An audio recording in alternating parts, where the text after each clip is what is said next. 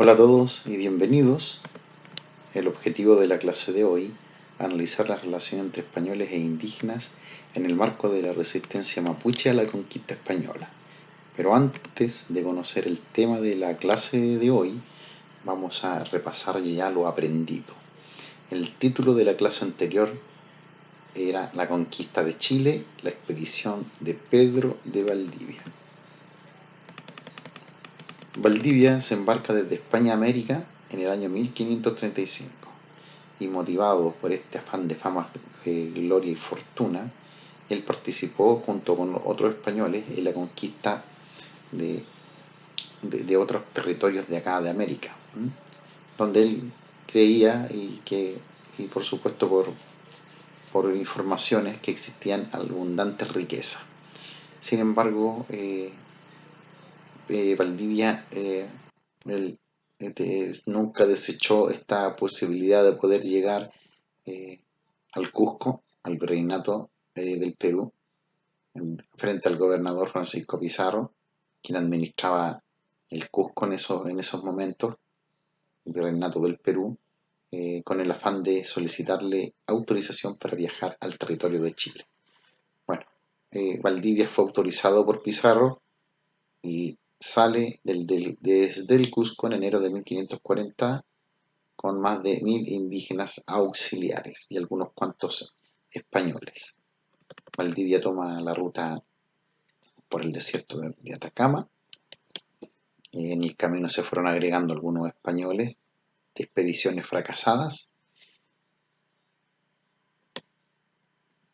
Se encontró en el camino, por supuesto, con la resistencia de los indígenas.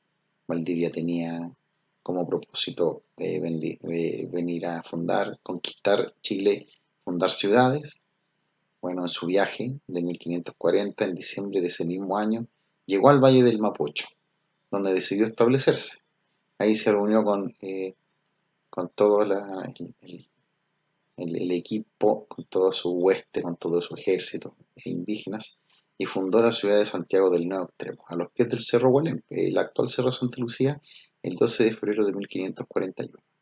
Bueno, en este intertanto, con el correr cierto del tiempo, Valdivia eh, tuvo que lidiar con la resistencia mapuche. Los indígenas quemaron ciudades fundadas por Valdivia. Valdivia se vio en la obligación de devolverse al Perú para buscar eh, ayuda en pertrechos, en municiones, para poder continuar con la resistencia mapuche. Eh, Sin embargo, las expediciones de Valdivia fueron de verdad muy duras para Valdivia. ¿Ya? Le costó mucho trabajo. Entonces, logró fundar ciudades en el sur, pero finalmente en el fuerte Tucapel fue acorralado por el cacique Lautaro, quien le dio muerte en el año 1553. A continuación, vamos a dejar hasta ahí el repaso y vamos a hablar de la clase, del tema de la clase de hoy. Vamos a trabajar la guerra de Arauco.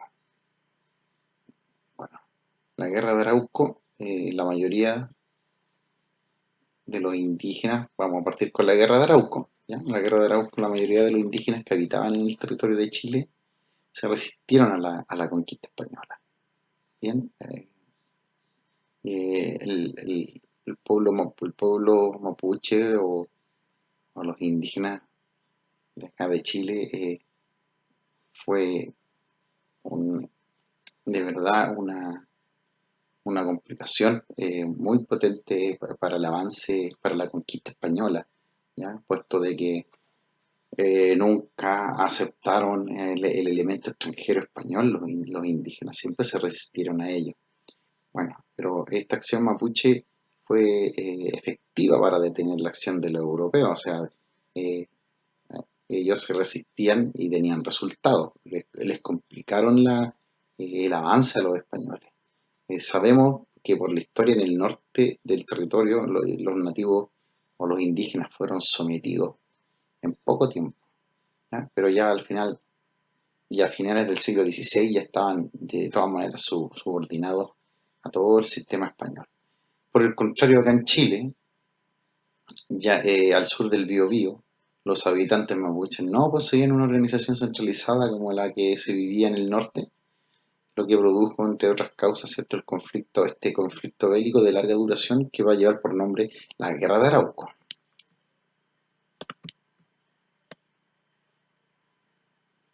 Bueno, continuamos avanzando. Bueno, durante el siglo XVI los españoles eh, avanzaron hacia el sur. Los españoles tenían eh, la posibilidad eh, de utilizar el caballo, contaban con armas y más la resistencia mapuche. De todas maneras, los mapuches se caracterizaron por esta capacidad que tenían de adaptarse a lo militar. También supieron dominar el caballo con mucha habilidad. Bien, asimilaron también varias tácticas bélicas o de guerra. El indígena siempre se aprovechó de su superioridad numérica y también que conocía el terreno. Bien, entonces la guerra de Arauco fue en definitiva esta resistencia mapuche, esta resistencia que los indígenas, ¿cierto?, le dieron al español. Bueno, yo les quiero contar que la historiografía actual distingue tres periodos de la guerra de Arauco. El primero fue la etapa de ofensiva, con fuerte enfrentamiento, ¿ya? Y una segunda etapa, la defensiva, en que los conflictos se distanciaron, fueron esporádicos, y una tercera fase en la que van a predominar las relaciones fronterizas, que las vamos a detallar a continuación. Vamos a empezar con la guerra ofensiva. La guerra ofensiva eh, es un periodo que abarcó entre 1600 o 1601 hasta el año 1612. Bueno, hablemos de la guerra ofensiva. La guerra ofensiva consistió, ¿cierto?, en una reforma estratégica militar muy severa que consistía en enfrentar y darle la pelea al, al, eh, al mapuche, ¿ya? Su principal gestor fue Alonso de Rivera. Este era un soldado español que fue designado como gobernador de Chile por el rey Felipe III del periodo ¿ya? Por lo tanto, él organizó el primer ejército profesional del país y que se mantuvo siempre armado en la frontera del Biobío, ¿ya? Recuerden de que el río Biobío va a ser una frontera natural que va a posicionarse de un lado, ¿cierto? Los indígenas no van a dejar que crucen los españoles y los españoles se van a ver obligados a quedarse replegados en el otro lado, ¿ya? Entonces, entonces para volver con la materia, el objetivo era ir ocupando lentamente el territorio mapuche. Bien, Alonso Rivera creó una línea de fuerte a lo largo de todo el Biobío para originar una frontera al sur de donde los indígenas estaban libres de la influencia española. Bueno, esta estrategia no tuvo el resultado esperado, pues no lograron los españoles someter así a los indígenas. Ni siquiera el ejército tuvo esta capacidad de poder entrar a la tierra mapuche porque los enfrentamientos eran de verdad muy, muy violentos y los españoles se veían obligados a replegarse y devolverse al otro lado del río. Por lo tanto, la resistencia mapuche en este sentido durante este periodo resultó ser sus estrategias militares resultaron ser óptimas. Lograron frenar el avance del español. ¿Ya? Bueno, por otra parte, a continuación también vamos a hablar de la guerra defensiva. ¿Ya? La guerra defensiva, periodo 1612 a 1626. Bueno, el fracaso de la guerra ofensiva produjo de que se implementara una nueva estrategia, ¿ya? Pero en esta oportunidad, esta estrategia va a estar a cargo de una congregación, los jesuitas, especialmente del padre jesuita Luis de Valdivia, ¿bien? Que le va a dar nombre, ¿cierto?, a la guerra defensiva. ¿Cuál era el objetivo del padre? El padre Valdivia. Era someter a los indígenas a través de la persuasión y tácticas no violentas. ¿De acuerdo? Él planteaba que no era necesario, o tampoco, más que necesario, no era legal hacerle la guerra a los indígenas para someterlos políticamente con el afán de introducirlos a la Iglesia Católica, ¿ya? Porque el padre Luis de Valdivia consideraba de que ellos eran libres y que por consentimiento del voluntario podrían someterse a la soberanía española y a la Iglesia Católica. O sea, el padre Luis de Valdivia, él tenía la esperanza de que los indígenas de manera voluntaria pudieran someterse a los españoles y someterse al mismo tiempo a la voluntad de la Iglesia, ¿ya? Bueno, de esta manera él planteó de que debía mantenerse esta línea de frontera del río Biobío y que solamente los sacerdotes jesuitas con labor misionera podían cruzarla. Bien, bueno, también él planteó la necesidad de eliminar el trabajo obligatorio indígena, la esclavitud también y la esclavitud. Bueno, lo anterior solo, como dijimos, duró hasta 1626, 1625, 1626 aproximadamente, cuando se volvió a la guerra ofensiva debido a que realmente no se respetaron estas medidas y continuaron los ataques españoles en busca de hacer esclavos a los indígenas, y esto también trajo de que varios misioneros jesuitas encontraron la muerte. Bien, bueno, vamos a hablar a continuación de la importancia de la vida fronteriza allá en el Biobío. Vamos a ver qué significó la vida fronteriza. Bueno, a partir de mediados del siglo XVII, los enfrentamientos entre españoles e indígenas empiezan a disminuir, ¿ya? Entonces, esto apaciguó el escenario fronterizo ahí en el río Biobío, convirtiéndose en un espacio que con el tiempo va a haber una interacción entre españoles e indígenas, ¿ya? Pero no se van a dar tantos roces violentos, sino que esta vida fronteriza va a tener el siguiente carácter: se va a desarrollar un fuerte intercambio comercial. Por lo tanto, aquí va a haber un contacto étnico y cultural, pero muy potente, ¿ya? Aquí en estas relaciones eh, entre indígenas, entre españoles, mestizos, eh, de dos pueblos que hablaban distintos idiomas, igualmente logró ser un nexo para el intercambio de bienes, de productos y de cosas, ¿ya? O sea, este fenómeno, así como usted lo está escuchando, se va a conocer como la vida fronteriza. Bien, y se va a prolongar hasta la salida de los españoles del territorio chileno, ¿ya? Bueno, continuando con esta vida que se daba en la frontera y del Biobío, eh, entre españoles e indígenas hubo, ¿cierto?, un contacto comercial, ¿ya? En donde para aumentar sus ganancias, los indígenas em, compraron eh, armas de fuego a los españoles con el fin de capturar rehenes, robar ganado, eh, productos agrícolas.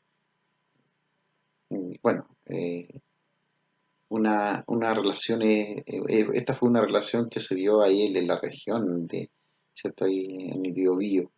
en la frontera, ¿de acuerdo? O sea, era una instancia comercial en donde se podían comprar armas de fuego, en donde a ratos eh, se capturaban rehenes españoles, rehenes indígenas, de verdad, una vida, una relación fronteriza con roces, con comercio, con cese de las hostilidades, donde había momentos de paz, ¿ya?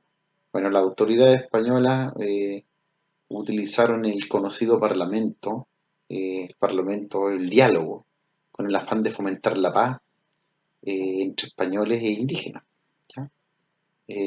Era de verdad, era una instancia de, eh, en el fondo era una instancia en donde los españoles se reunían con los caciques, con los indígenas, eh, para poder, como dije hace un rato atrás, tener la posibilidad de hacer actividades comerciales, intercambiarse armas, comida, ¿bien? Entonces, se establecían igualmente estas condiciones de paz, se intercambiaban prisioneros entre ambos bandos, surgían algunos acuerdos, actividades comerciales. Bueno, estos parlamentos duraban varios días, e incluso llegaron al grado de intercambiarse regalos entre españoles e indígenas, ¿ya? Compartían comida, alcohol. Bueno, así fue la vida fronteriza, ¿ya? En el marco, ¿cierto?, de la guerra de Arauco. Bueno, vamos a hacer el cierre de la clase, pero cuando hacemos cierre de la clase, la, tenemos que hacer un repaso de lo que se aprendió en la clase, ¿verdad? Entonces, si ustedes, ¿qué es lo que, cuál fue el tema de la clase de hoy? La guerra de Arauco, ¿verdad? Bueno, por lo tanto, así como para ir ya resumiendo, nosotros qué señalamos de la guerra de Arauco. La guerra de Arauco fundamentalmente consistió en la resistencia que los indígenas eh, eh, realizaron en contra del invasor español. Bien, en definitiva, cierto, era el rechazo a la conquista que el español estaba llevando a cabo, ¿ya?